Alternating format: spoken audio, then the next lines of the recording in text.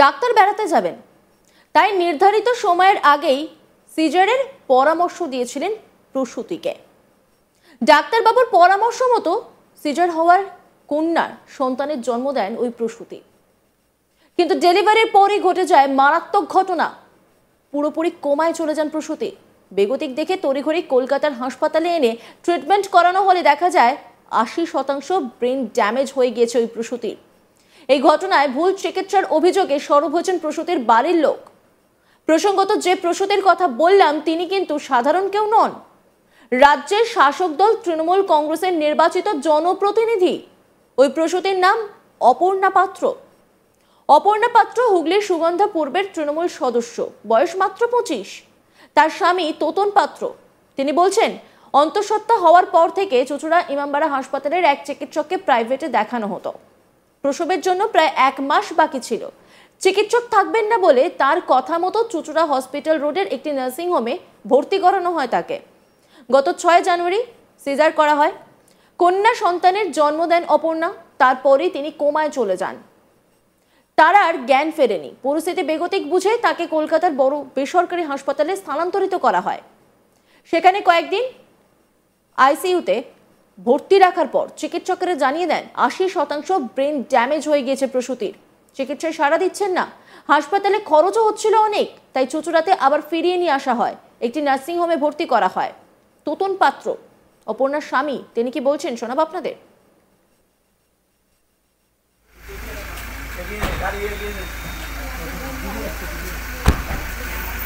আমি চাইছি যে আমার বউ যেন আমার কাছে ফিরে আসে, আমার সন্তান যেন আমার বউয়ের কোলে ফিরে আসে, আমার বউ যেন আমার সন্তানকে দেখতে পায়, আমার সন্তান যেন তার মাকে দেখতে পায়। আমার এইটুকুনি চাওয়া, আমার আর কিছু চাওয়া নেই। এরকম যেন কারোর সাথে না আর হয়। আমি এটুকুনি বলতে পারি, আমার বউয়ের কোনো সমস্যা ছিল না। ৯ মাস তাকে নিয়ে আমার কোনো সমস্যা হয়নি, তার কোনো সমস্যা ছিল না। সেই মানুষটা এমনকি যেদিনকে সিজারের ডেট দেয় সেদিনকে সে বলে যে আমাকে ৪ চাকা গাড়ি করতে হবে না, তোমার বাইকে চলে আসবো। এরকমই সে ফিট ছিল। আর সেই মানুষটা যায় ঢুকলো ওটি রুমে, ৮ ঘন্টার মধ্যে তার এরকম অবস্থা হয়ে গেল। ৬ তারিখ তার সিজার হয়েছে, আজকে ১০ তারিখ হয়ে গেল, তার কোনো এখনো জ্ঞান আসেনি। সে আর মানে জানি না সে আর কোনোদিনও ফিরবে কিনা। একটা কথা বলুন, ডেট কবে দেওয়া ছিল? আমার নরমালের ডেট দেওয়া ছিল ওই ২২-২৪ তারিখ করে। এবার আপনাদের ডাক্তার কি বললো যে ঘুরতে যাবে বলে আগে সিজার করে? না, আমাদের ডাক্তারকে আমি জানানো হয়েছিল। ডাক্তারবাবু বললেন যে আমি তো থাকছি না, কোথাও যাবেন একটা, বললো ৬ তারিখের পর উনি কিছুদিন পরে সে বেরিয়ে যাবে, ৬ তারিখ হলে ভালো হয়। আমি তা ওনাকে বলেছিলাম যে ৬ তারিখের আমাদের বাড়িতে একটু প্রবলেম চলছিল, তাহলে কিছুদিন পরে করলে ভালো হয়। উনি বললেন না, সেই সময় কিন্তু আমি থাকবো না ১ সপ্তাহ, তারপরে হলে কিন্তু নর্মালের ব্যথা উঠে যাবে, তখন কিন্তু আপনি আর নার্সিং হোমে করতে পারবেন, তখন আপনাকে হাসপাতালে যেতে হবে। কি বলবেন যে যেখানে ডেট ছিল ২৪ তারিখ, উনি ৬ তারিখ বেড়াতে যাবেন বলে ১৮ দিন আগে সিজার করে দিতে চাইছে? এটা কি শুধু কি একজন নেগলিজেন্সি অবহেলার মনে করছেন আপনারা? আমরা তো ভেবেছি, বলেওছি। এবার ডাক্তারবাবু বলছে আমি সবাইকার এরকমই করি সিজার করলে। সেই ক্ষেত্রে উনি ডাক্তার, মানে ওনার কথা না শুনে আমাদের তো কার কোনো উপায় নেই।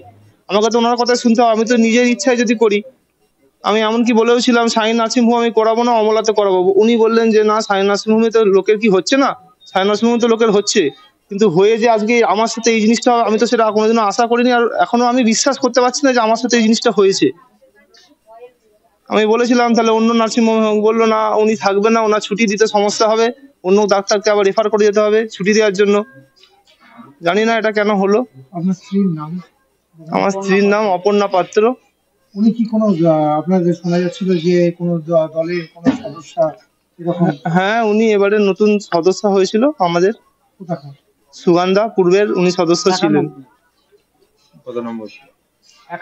৯০ নম্বর বুথে ও সদস্য ছিল। আচ্ছা, এখন বর্তমানে সদ্যজাত কেমন আছেন? সদ্যজাত ভালো আছেন, কিন্তু সে হয়তো আমরা দেখছি সে ভালো আছে, কিন্তু সে তো ভালো নেই। সে ৬ দিন ধরে মায়ের যেটা দরকার সেটা মায়ের দুধ সে পায়নি। সে ৬ দিন ধরে মা তাকে দেখতে পায়নি, মেয়ে তার মাকে দেখতে পায়নি। সে মায়ের দুধ একদিনও পায়নি, মানে একবারও পায়নি। একদিন কি, একবারও পায়নি সে। জানি না সে কি হবে, জানি না তাকে কিভাবে আমি সান্ত্বনা দেবো পরে। এখন তো অজিত আমি ঠাকুরের কাছে এইটুকুনি প্রার্থনা করব যেন সে ফিরে আসুক, ভালো হয়ে যাক। আমি আর কিছু চাই না। আমি চাই দলের পঞ্চায়েত সদস্যের এই রকম অবস্থা শুনে শুক্রবার সন্ধ্যায় বিধায়ক অসিত মজুমদার সাংসদ রচনা বন্দ্যোপাধ্যায় নার্সিংহোমে যান। তারা জানান, সরকারি হাসপাতালে চিকিৎসকের ভুলে এই ঘটনা হলে তার বিরুদ্ধে আইনানুগ ব্যবস্থা নেওয়া হবে। যদিও চিকিৎসক হাসপাতালের তরফে কোনো প্রতিক্রিয়া পাওয়া যায়নি। রচনা বন্দ্যোপাধ্যায় তিনি কি বলেছেন শোনাব আপনাদের।